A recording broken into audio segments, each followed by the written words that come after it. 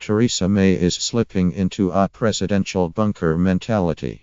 She is an insecure leader who wants to feel stronger, Jeremy Corbyn has said, as he seeks to contrast his own leadership qualities with those of the Prime Minister. The Labour leader compared his belief in empowering others to make up their minds and come on board when they are ready, with the Prime Minister's focus on soundbites and squeezing dissent. The Labour leader drew the comparisons following a series of personal attacks from May and Boris Johnson.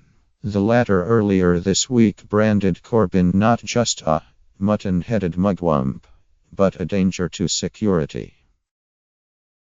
In his most personal speech of the campaign so far, Corbyn drew attention to his activism against the South African apartheid regime and in support of Nelson Mandela in the 1980s when the Tory government was refusing to impose sanctions on the regime.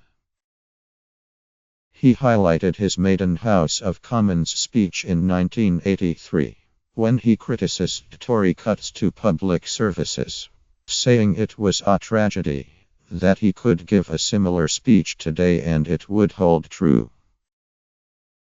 Corbyn said the years of Tony Blair's premiership showed what can go wrong if leaders go unchallenged.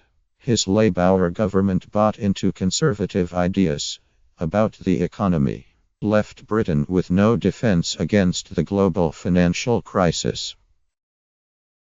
Addressing an audience of supporters in East London, Corbyn said he recognised similar traits in May. It taught me that if leaders go unchallenged, they can make some of the most damaging mistakes. And if party leaders put themselves ahead of serving the people, they stop listening and even put our country at risk. Barely 9 months into Theresa May's premiership, there are clear warning signs that she and her closest advisors are slipping into that presidential bunker mentality, whereas it is the job of leadership to hold open the space for dissent, new thinking and fit-for-purpose policy. So while it might not be the stuff of soundbites, I have always believed in standing firm and empowering others to make up their minds and come on board when they are ready. It is the mindset that gets community centers and nurseries built and increasingly defends them from closure. It is the mindset that negotiates hard for better conditions in the workplace. It is the mindset that serves the many, not the few. Corbyn said he always thought political leaders had to give in to vested interests while manipulating the public. I didn't want to be like that, and it wasn't clear to me there could be another way, he said. But I've learned there is.